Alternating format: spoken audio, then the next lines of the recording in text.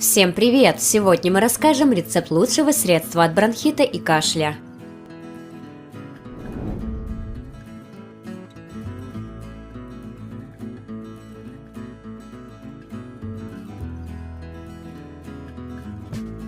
Возьмите лимон среднего размера, его нужно тщательно отмыть от воска. Для этого полейте его кипятком и промойте щеткой под проточной водой.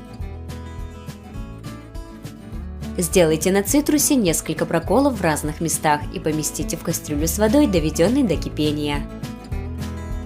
Варить лимон нужно в течение 5 минут, после чего извлеките его и дайте остыть. Выжмите из лимона сок в граненый стакан или другую емкость объемом 250 мл. Извлеките косточки из сока.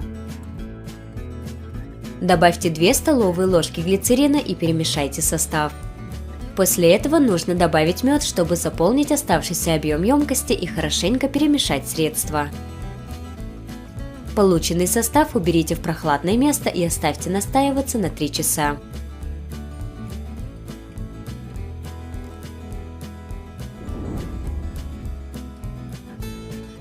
Разовая доза для взрослых составляет 1 столовая ложка, для детей 1 чайная ложка.